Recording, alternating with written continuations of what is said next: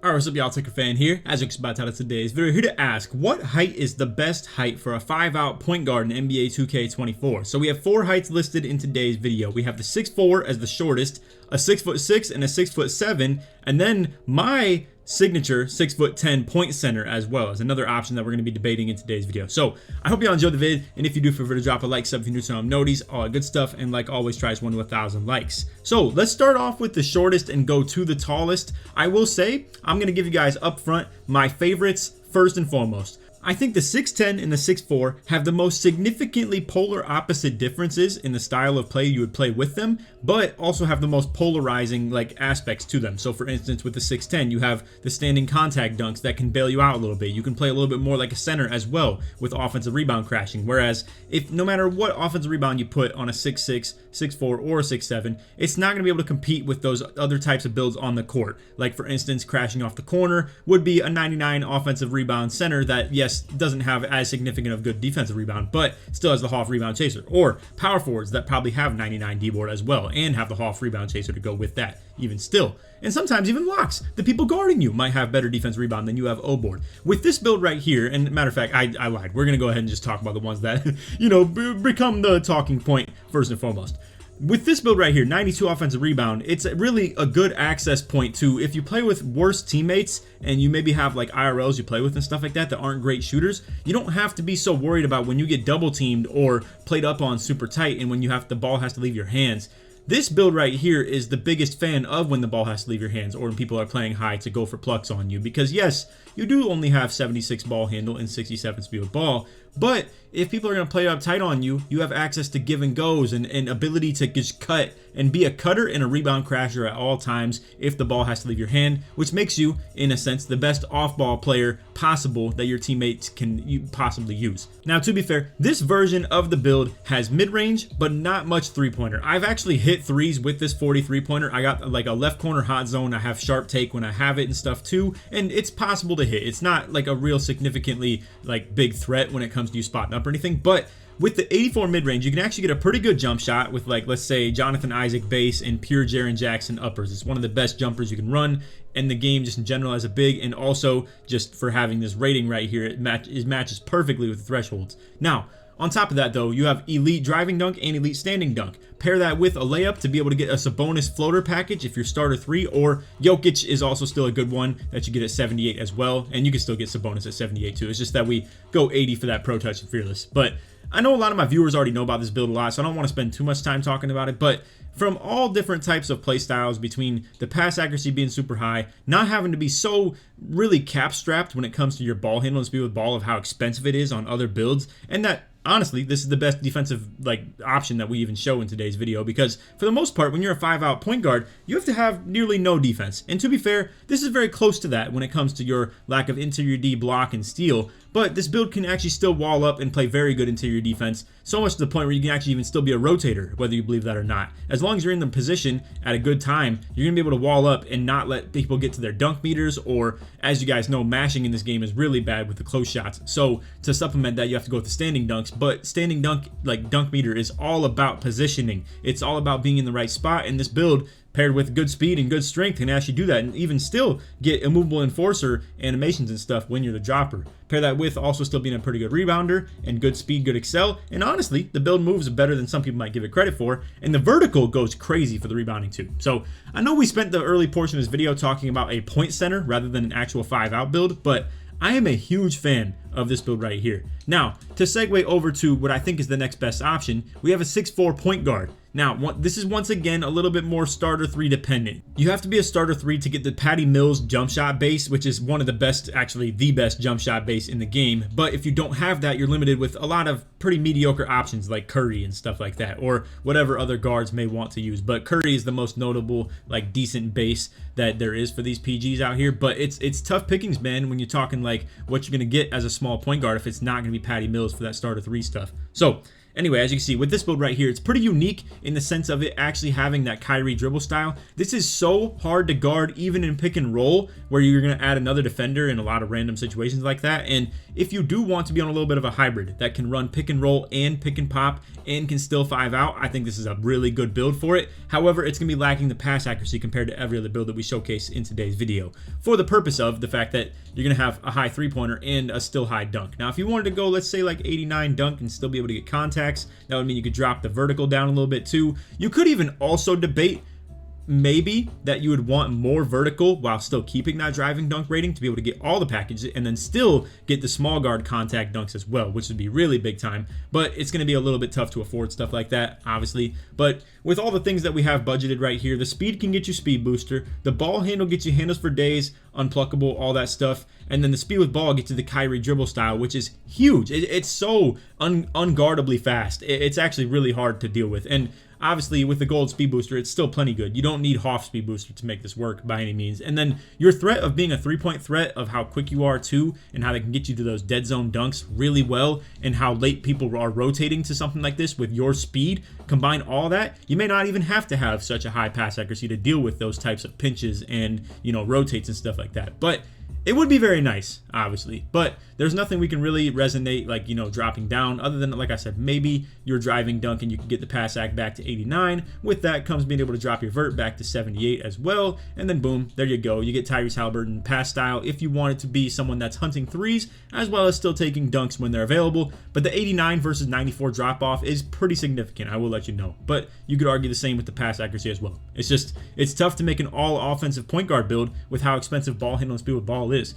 You could argue that you could knock the dribble style down a little bit and get a different speed with ball, you know, for one of those 75 speed with ball animations like Magic or Pro, for instance, at 70 and stuff like that. But I would argue if you wanted to go something in that territory, you may as well make one of these next two builds. So we have the 6.6 and the 6.7. Also, if you guys didn't know, I'm pairing up with the NBA 2K Lab this year. So you can use code Laker for 20% off at checkout at their website. That's NBA2KLab.com. On this website is all types of really good statistical jump shot information. You can also test the jumpers on their website too. Plug the controller straight into your phone or to your PC. You can get early, green, late. It'll tell you where you need to adjust on that jump shot. Or if you don't know what jumper you want to run, you just go to their jump shot recommender. You punch in your height, the jump shot rating that you're working with, and then based on the milliseconds of timing that you get, it'll recommend you a jump shot. So again, if you want to use code Laker for 20% off at checkout, that's NBA2KLab.com. Appreciate you guys, and we'll get back to the video. So with the 6.6 right here, you can see we also have the 92 3-pointer while keeping 94 driving dunk.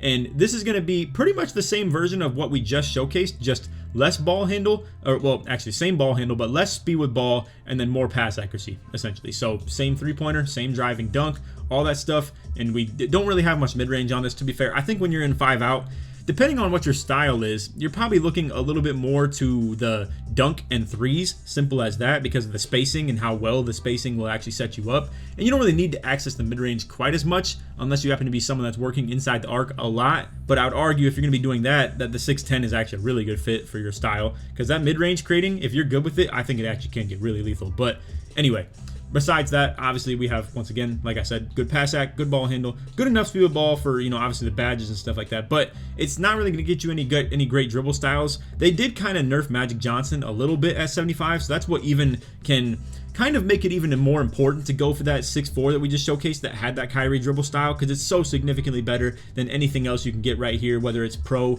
or Magic. And, you know, ironically, the center that I showcased earlier, I think normal dribble style is actually really good. And with that build, you get good handles for days, you get good animations off your ball handle and speed with ball ratings. I'm telling you, I think that 6'10 can be nasty in the right hands, and I would argue that I've developed the right hands. So anyway, with this, we still have 86 speed for that speed booster. We got 80 excel. It wasn't really a big benchmark to hit. I just had a couple attribute points left over that I didn't really care to put anywhere else. You could argue maybe layup or mid-range instead on this, or to even go a little bit more into the pass act and get some of those decent badges that come with 90 or 91. But anyway, pairing this build with 94 dunk and the 82 vertical, you're gonna be able to get all the contact dunks besides the elite off one, obviously, and then the small guard ones too. So it's like you're getting pro off one and elite off 2 are the ones that I'd really recommend running on something like this that has a 94 dunk and a 82 vertical. I would not recommend the pro off 2. I think those are some of the worst contact dunk packages in the game. It's still very good to have those versus none, like no contact dunks at all. Anyway, into the 6-7 build. What makes this a little bit special is the fact that you can get that 92 post control while not being exactly like max on the weight. You technically could make a 6'6" with the 92 post control and get that gold unpluckable, but you can see you would have to go up on your weight pretty significantly, like 221.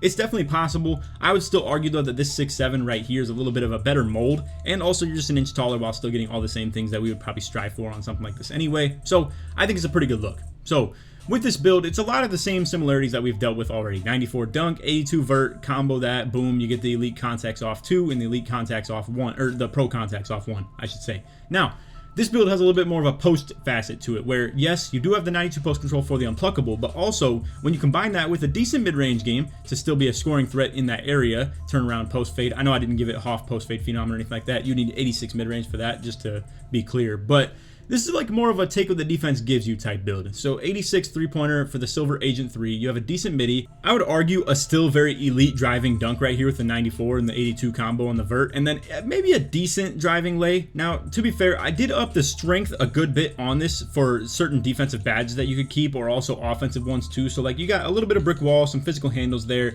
You got immovable enforcer, back down punisher on bronze, stuff like that. You could argue that going 80 driving layup would be a really good idea right here, or even like 81 for a couple specific like layup packages, or most notably Jimmy Butler is my favorite one for the bigs, or the wings I should say, rather than I meant to say big guards, but you know what I'm saying. Wing builds like 6'5" all the way to 6'9". Jimmy Butler is probably the best floater package you can get. But here's the downfall of 6'7s versus 6'6s. As you can see, your ball handle max is a 91. Even if we go minimum weight, minimum wingspan, all that stuff, the ball handle max will be 91. So you can't get 92 for that gold speed booster and all the other stuff that comes with it as well, as opposed to the 6'6" that we have right here, where as you can see, if we were to knock that ball handle down one, you would lose speed booster and unpluckable. But to be fair, the 6'7" that we showcased, it still gets unpluckable. But alas, the build that I showcased obviously did not have 91 ball handle for the handles for days. It just had, 86 for just the good like dribble moves and stuff like that. But it would still be enough to keep the silver speed booster as well. So long story short, it's all kind of your cup of tea and whatever you would prefer. But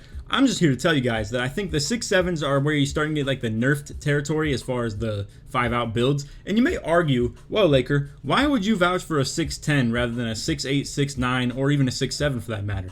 Problem becomes, while you do sacrifice a little bit of like playing like a guard, you still can't play like a big when you're 6'8, 6'9, 6'7, stuff like that. You can't get the standing contact dunks, like the packages, all that stuff. You still don't get things like Sabonis floater and stuff like that too if you're starter 3. And I'd even still argue the Jokic float package with the layup package is actually even still better than probably Jimmy Butler for that matter too. So even if you aren't starter 3, I think Jokic is still better. And you have a lot of things at 6'10 that you can really use to your advantage, and offensive rebounding and the point center aspect style of it. I think it's actually very powerful, and people sleep on the value of this, of surrounding this build with 4 shooters in a 5-out. And you can still utilize this in a pick and roll too, of the elite pick and rolling you can do. The passes that you get on the cuts into those, if you square up in the basket and just stand still, aka if you just catch the pass, stand still in the paint and go up straight with the dunk meter, that's something that you can do on a 6'10 that is not even possible on other builds like a 6'6 through 6'9 and stuff like that. And then, as I already mentioned too, I actually find a lot of value in these 6'4s if you have the right build and the right rep and stuff like that as well, because this can be elite. I can't even imagine trying to guard a build like this, or I'd also actually even consider maybe hopping on something like this where you have the gold speed booster and still even the 92 ball handle with really good sigs, and can still get contact dunks, and you're a threat from three-pointer, and you have the Kyrie dribble style. That's a crazy lethal combo. While you aren't going to be able to use that standing dunk meter aspect at all, or be an offensive rebounder or anything like that, and be a quite liability when it comes to defense too, because you don't bring anything to the table at all, it's still something that is very intimidating on offense, and I think definitely has the most value of any build that we've showcased here. But again, you have to sacrifice the pass accuracy to afford all these elite things all at once, between the speed with ball handle, three-pointer, dunk, all that stuff. So you do have to sacrifice somewhere, and again, that's up to you to choose essentially. But I would still argue though, in the traditional 5-out, I think a 6'4 or 6'6 is the best. I don't like any other height rather than the 6'4 or 6'6.